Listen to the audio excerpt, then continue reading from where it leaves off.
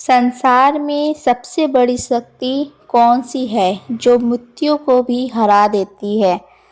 प्राचीन समय की बात है कि एक गांव के बाहर भगवान शिव का मंदिर था। उसके सामने ही एक बरगद का विशाल पेड़ था। उस पेड़ पर एक चकवा और चकवी रहते थे। वे दोनों रोजाना भगवान शिव की पूजा पाठ करते थे और उनकी भक्ति लीन रहते थे। एक दिन चकवी ने चकवा से पूछा, हे स्वामी, मेरे मन में कई दिनों से 3 प्रश्न उठ रहे हैं। आज मैं तुमसे इन तीनों प्रश्नों के उत्तर जानना चाहती हूँ। मेरा पहला प्रश्न है, इस संसार में सबसे बड़ी शक्ति कौन सी है जो मृत्यु को भी हरा दे।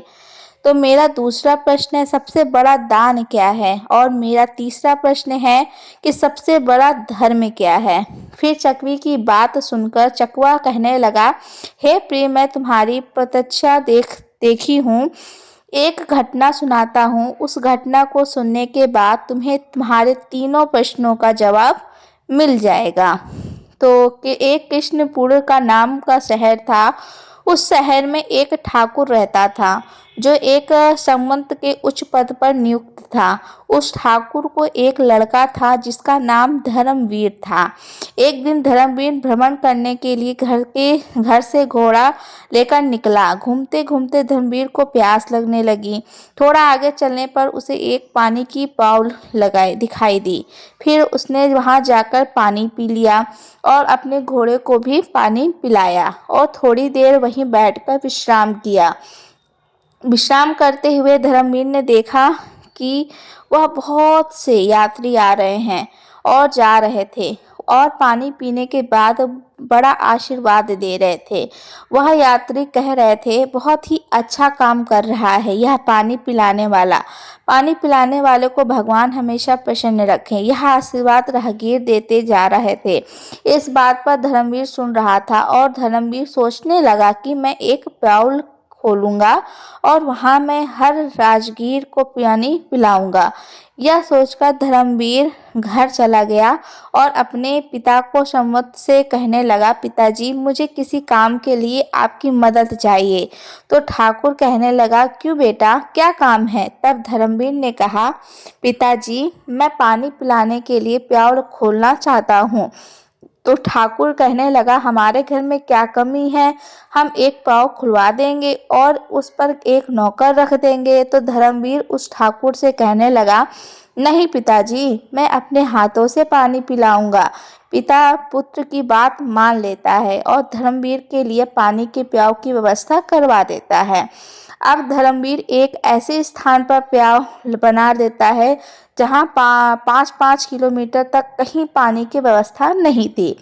वहाँ उस रास्ते पर जितने भी राहगीर आते पानी पीकर आगे बढ़ जाते। फिर एक दिन 4 यमदूत एक मनुष्य की आत्मा को लेकर धर्मवीर के पड़ोसी गांव से जा रहे थे। फिर यमदूत ने देखा कि पाव बनी हुई है, तो चलो चारों अपना भेष बदलकर उस पाव पर पहुंचते हैं। वहां जाकर उन्होंने पानी पिया। पानी पीने के बाद चारों यमदूत उस आत्मा को लेकर चले जाते हैं। उसके बाद जब भी यमदूत उस क्षेत्र में आते तो वह उस धर्मवीर के प्याऊ पर पानी पीकर ही जाते। फिर एक दिन धर्मवीर ने जब उन्हें देखा तो कहने लगा, भाई, तुम 4 दिन पहले आए थे, तुम अब कहाँ जा रहे हो और तुम कौन हो। तब वह चारों कहने लगे, हम व्यापार करते हैं और इस रास्ते से 2-4 दिन में आते जाते रहते हैं। तब धर्मवीर उनकी बातों पर विश्वास कर लेता है और फिर धर्मवीर उन चारों को हर बार की तरह स्वागत करता है, मीठा और ठंडा पानी पिलाता है। धीरे धीरे समय बीतने लगा और जब भी वह यमदूत वहां आते तो धर्मवीर उन्हें पानी पिलाता। अब चारों यमदूत धर्मवीर के मित्र बन गए।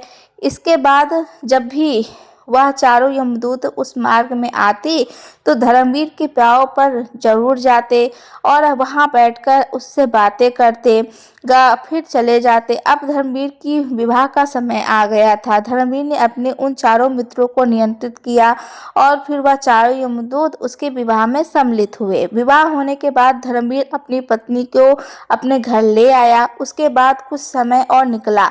फिर एक दिन यमराज उन यमदूतों से कहते हैं कि कल ठीक है 12 बजे तुम्हें एक धर्मवीर नाम की व्यक्ति को लाना है। यमराज ने उन यमदूतों को 24 घंटे पहले ही बता दिया था। अब चारों यमदूत सोचने लगे कि धर्मवीर तो हमारा मित्र है, हम कैसे उसे लाएंगे। फिर वे चारों यमदूत धर्मवीर के पांव पर आते हैं जहां धर्मवीर पानी पिला रहा था। वहां जाकर वे चारों यमदूत मनुष्य का रूप धारण करते हैं और धर्मवीर के पास आकर पानी पीते हैं और पानी पीने के बाद वे चारों रोने लग जाते हैं। धर्मवीर उन्हें रोता देखकर पूछता है, हे मित्रों, तुम क्यों रो रहे हो? तुम बताओ, मैं उस क्षेत्र के ठाकुर का पुत्र हूँ। अगर तुम्हें किसी ने सताया हो तो मैं उसे दंडित जरूर करूँगा। फिर उनमें से कोई जवाब नहीं देता है। चारों एक दूसरे को देखने लगते हैं। उनमें से सबसे छोटा वाला यमदूत सबसे ज्यादा रो रहा था। धर्मवीर उससे कहता है, मुझे बताओ को तुम क्यों रो रहे हो? आखिर क्या हुआ है? फिर वह छोटा वाला यमदूत कहता है, मित्र क्या बताऊं, हम चारों कोई मनुष्य नहीं है, हम चारों यमदूत हैं। हम सब इस क्षेत्र से किसी आत्मा को लेकर जाते हैं तो तुम्हारे पाँव पर पानी पी लेते हैं और आ जाते हैं और धीरे धीरे तुमसे हमारी मित्रता हो गई। यह सुनकर धर्मवीर भयभीत हो गया और फिर सबसे छोटा यमदूत कहने लगा, हे मित्र, आज ठीक 12 बजे तुम मृत्यु को प्राप्त हो जाओगे। हमारी मित्रता के मोह के कारण ही हमें रोना आ रहा है। यमराज ने हमें आज्ञा दी है तो मैं श्राप बनकर तुम्हारे सिर पर बैठ डसूंगा और यह तो 3 मेरे भाई हैं, यह तुम्हारे प्राणों को लेकर चले जाएंगे। फिर धर्मवीर कहने लगा, मित्र, जब मेरी मृत्यु का समय आ ही चुका है तो तुम्हारे रोने से क्या लाभ है? इससे मुझे भला तुम्हें क्या कर सकते हो? मैं मृत्यु से नहीं डरता हूँ, मैं तुम्हारे साथ चलने के लिए तैयार हूँ। फिर छोटा यमदूत कहता है, हे मित्र, सबसे ज्यादा स्नेह तुमसे मैं ही करता हूँ, परंतु क्या करूँ, संयोग बस मुझे यह जिम्मेदारी मिली है तो मैं तुम्हें डसूंगा और तुम्हारी मृत्यु को मेरे ही हाथों होगी। तब धर्मवीर कहने लगा, ठीक है मित्र, कोई बात नहीं, जो यहाँ आया है उसे एक न एक दिन तो जाना पड़ेगा, मृत्यु को कोई नहीं टाल सकता है। फिर वह छोटा यमदूत कहता है, देखो धर्मवीर, ठीक 12 बजे 10 मिनट पहले हम चारों यमदूत तुम्हारे घर ही बीढ़ियों पर बैठ जाएंगे और 10 मिनट के बाद तुम्हें ले जाएंगे। इतना कहकर वे चारों यमदूत अदृश्य हो गए। अब धर्मवीर फिर थोड़ा सा घबराया और अपने घर को चल दिया। उसने रात को वह बात अपनी पत्नी से नहीं बताई और इंतजार करने लगा कि कब 12 बजेंगे और जब मैं 12 बजने का समय नजदीक आएगा तब वह छोटा वाला यमदूत शव के रूप में धारण कर लेता है और सीढ़ियों पर बैठ जाता है। इधर धर्मवीर मन में विचार कर रहा था कि मैं थोड़ी देर में मरने वाला हूँ और मेरी नई नवेली पत्नी तो क्यों न थोड़ी देर में उनकी पत्नी से बातें कर लेता हूँ। और यह सोचकर वह ऊपर के कमरे में जाने लगता है। अब उसे ऊपर से जाने की सीढ़ियों पर होकर जाना था जिन पर वह शव बैठा हुआ था। धर्मवीर ने शव को बैठे हुए देखा तो धर्मवीर उसे पहचान लिया और उससे कहने लगा, मित्र, तुम मुझे डस लो, मैं कहीं नहीं जा रहा हूँ। तभी शव कहता है, मित्र, मैं तुमसे जरूर डसूंगा, पर जब 12 बजने में 10 मिनट शेष रहेंगे तभी मैं डसूंगा। जब शव और धर्मवीर आपस में बात कर रहे थे तो धर्मवीर की पत्नी उन्हें देख रही थी, उन्हें उनकी बातें सुन रही थी। धर्मवीर की पत्नी एक पतिव्रता स्त्री थी। उसका पतिव्रत धर्म उजागर हो गया था और वह ईश्वर को प्रार्थना करने लगी, हे ईश्वर, मेरे विवाह को अभी 10 दिन का समय भी नहीं हुआ है और यह क्या घटित होने वाला है। फिर चकवा कहता है, हे चकवी, वह एक राजपुत्र की पुत्रवधि थी।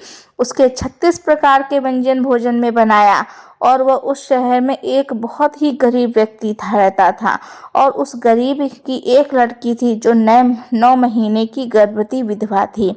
वह अपने गरीब पिता के घर में रहती थी क्योंकि उसके ससुराल में उसके पति के मरने के बाद उसका कोई सहारा नहीं था। और जिस दिन धर्मवीर को वह शव डसने वाला था उसी दिन उस लड़की के घर में एक नवजात शिशु भी पैदा हुआ और उस लड़की का जिसका प्रसव हुआ था उससे बहुत जोर से भूख लगने लगी।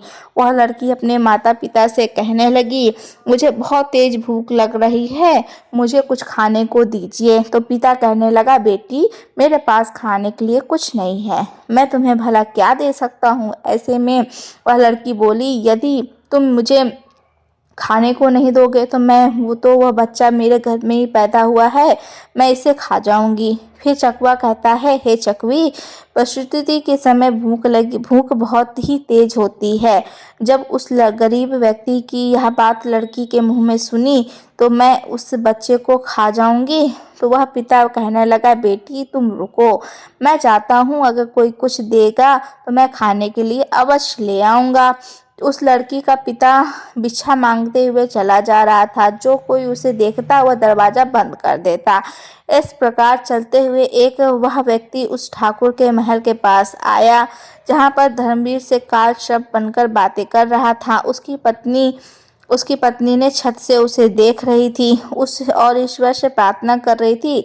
तभी वह मांगने वाला आवाज लगता है, मुझे कोई भोजन दे दीजिए, मेरी लड़की प्रसव हुआ है और उसने एक नवजात शिशु को जन्म दिया है और मेरे पास उसको खिलाने के लिए कुछ नहीं है। वह नवजात शिशु को खाने वाली है। जब यह बात धर्मवीर की पत्नी ने सुनी तो वह सोचने लगी, कुछ समय बाद मेरा पति मर जाएगा और मैं विधवा हो जाऊंगी और मुझे अपने पति के साथ सती होना पड़ेगा, तो यह भोजन किस काम के आएगा। तो जो मैंने बनाया उस भोजन को मैं इस भिखारी को दे देती हूँ। फिर उसने वह भोजन उस गरीब व्यक्ति को दे दिया। तब भोजन को लेने के बाद वह गरीब व्यक्ति वापस आने घर चला गया और जब वह तक धर्मवीर और सब बातें कर रहे थे तब तक वह गरीब आदमी की जाकर उस भोजन को अपनी लड़की को खिला देता है। 36 प्रकार के भोजन को जब उस लड़की ने जी भर के खा लिया तो पूछने लगी, पिताजी आज इतना अच्छा भोजन किसने दिया।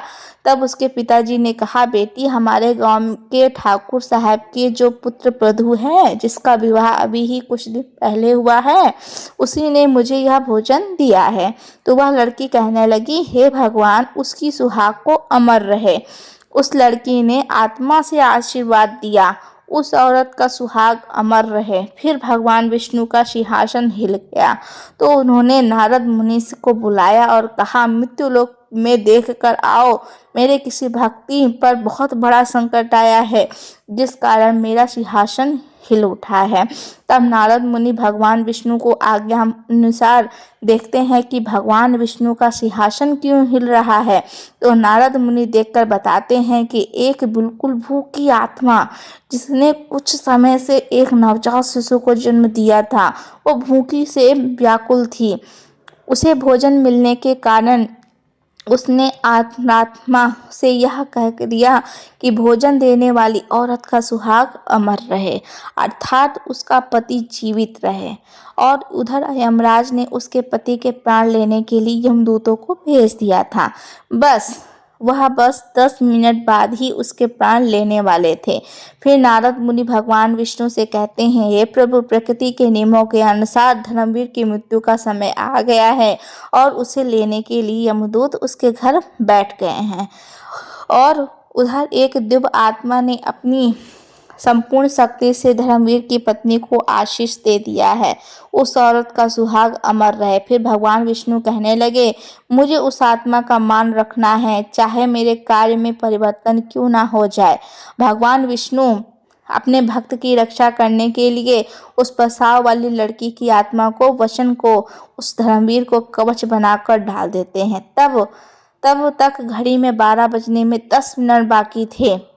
तब धर्मवीर यमदूत से कहने लगा, हे मित्र, अब तुम मुझे डस लो और मैं तुम्हारे साथ चलने के लिए तैयार हूँ। फिर वह उस शब्द से धर्मवीर को डस लिया और शब्द को सोचने लगा कि 10 मिनट में धर्मवीर मर जाएगा, लेकिन 10 मिनट के बाद ही उस धर्मवीर को कुछ नहीं हुआ। फिर शब्द ने कहने लगा, हे मित्र, हे मित्र, तुम्हें कुछ हो रहा है क्या? धर्मवीर कहने लगा, हे मित्र, मुझे कुछ नहीं हुआ। फिर सर्प ने उसके ऊपर तीव्र विष डाला, परंतु उस धर्मवीर की रक्षा स्वयं भगवान विष्णु कर रहे थे, जिस कारण से सर्प के विष का असर धर्मवीर पे नहीं था। फिर धर्मवीर सर्प से कहने लगा, हे मित्र, तुम्हें में पूरी ताकत से डसो। फिर तीसरी बार उस सर्प ने पूरी शक्ति से धर्मवीर को डसा, परंतु धर्मवीर के बाल भी बांका नहीं हुआ। फिर धर्मवीर को जीवित देखकर चारों यमदूत हक्के बक्के रह गए और कहने लगे कि हमें इसके लिए यमराज के पास आना पड़ेगा। फिर बस ये चारों यमराज के पास पहुंच गए और यमराज से कहने लगे, यमराज, हमने बहुत प्रयास किया, परंतु उस धर्मवीर नामक व्यक्ति पर जहर का असर नहीं हुआ। फिर यमराज ने अपने दिव्य दृष्टि से देखा और उस धर्मवीर के शरीर को 3 जगह से रक्त बह रहा था, लेकिन धर्मवीर को कुछ नहीं हुआ। तभी यमराज भगवान विष्णु के पास पहुंच जाते हैं और कहते हैं, प्रभु, मैं अपने पद से इस्तीफा देना चाहता हूँ। भगवान विष्णु कहने लगे, क्यों, क्या हुआ? तब यमराज कहने लगे, प्रभु, प्रकृति के नियम में परिवर्तन होने लगा है। जिस व्यक्ति की मृत्यु का समय आया था, वह व्यक्ति 3 बार प्रहार करने से भी नहीं मर रहा। इसका क्या कारण है? तब भगवान विष्णु समझाते हैं कि यमराज, यह आत्मा की शक्ति है। फिर यमराज कहते हैं, प्रभु, यह आत्मा की शक्ति क्या होती है? तब भगवान विष्णु कहते हैं, यदि कोई व्यक्ति अपनी आत्मरक्षा से किसी दूसरे व्यक्ति को आशीष या श्राप देता है, तो उसका झूठा करने की शक्ति मेरे अंदर भी नहीं होती है, चाहे फिर मुझे उसके लिए प्रकृति के नियमों पर भी परिवर्तन क्यों ना करना पड़े। फिर भगवान विष्णु कहते हैं, हे यमराज, जरा ध्यान से देखिए, एक ऐसी गरीब औरत जिसका पति उसे 2 महीने पहले ही छोड़कर मर गया, जो अपनी पिता के पास रह रही थी, तो और पिता के पास भी खाने को कुछ नहीं मिले, और जिसने कुछ समय पहले ही एक शिशु को जन्म दिया था, उसे भोजन नहीं मिल रहा था। उसकी आत्मा भोजन के लिए तड़प रही थी। वह अपने नवजात बच्चे को खाने को तैयार थी और उसको भोजन उपलब्ध कराया उस धर्मवीर की पत्नी ने, और उस औरत ने उसे ऐसा आशीष दिया कि उसका सुहाग अमर हो जाए। मुझे में एकाग्र होकर जो व्यक्ति आशीष या श्राप देता है, मैं उसके वचन को कभी झूठा होने नहीं देता हूँ। हे यमराज, इसलिए तुम्हें धर्मवीर की आयु 100 वर्ष और बढ़ानी होगी। फिर यमराज धर्मवीर की मृत्यु को 100 वर्ष बढ़ा देते हैं। फिर चकवा कहता है, हे चकवी, तुम्हारा पहला प्रश्न था कि संसार में सबसे बड़ी शक्ति कौन सी होती है, जो मृत्यु को भी हरा देती है। तो समझ लो, सबसे बड़ी शक्ति कौन सी है? आत्मा की शक्ति। यदि कोई व्यक्ति आत्मा से आशीर्वाद दे या श्राप दे, उसे ईश्वर कभी भी टाल नहीं सकते हैं। तुम्हारा दूसरा प्रश्न था कि सबसे बड़ा दान क्या है, तो समझ लो, अन्न का दान सबसे बड़ा होता है। अन्न का दान सबसे बड़ा दान माना जाता है। भूखों को भोजन करना सबसे बड़ा दान होता है। तुम्हारा तीसरा प्रश्न था कि सबसे बड़ी धर्म क्या है, तो समझ लो, जहाँ आवश्यकता हो उस स्थान पर दिया गया दान सबसे बड़ा धर्म होता है, और उससे बड़ा कोई धर्म नहीं होता है। जहाँ आवश्यकता हो है, वहाँ आप दान दीजिए। उस समय से उससे बड़ा कोई धर्म नहीं होता है। जहाँ पर आवश्यकता नहीं है, उस समय पर आप दान कर रहे हो, तो वह दान का बड़ा ही नहीं होगा, फलीभूत नहीं होगा, और बिना आवश्यकता के आप हजारों रुपयों का दान भी बेकार चला जाएगा। वीडियो अच्छी लगी हो तो वीडियो को लाइक करें, चैनल को सब्सक्राइब करें, और हमारे चैनल को देखने के लिए चैनल को सब्सक्राइब जरूर करें। कमेंट बॉक्स में जय माँ लक्ष्मी, राधे राधे जरूर लिखें।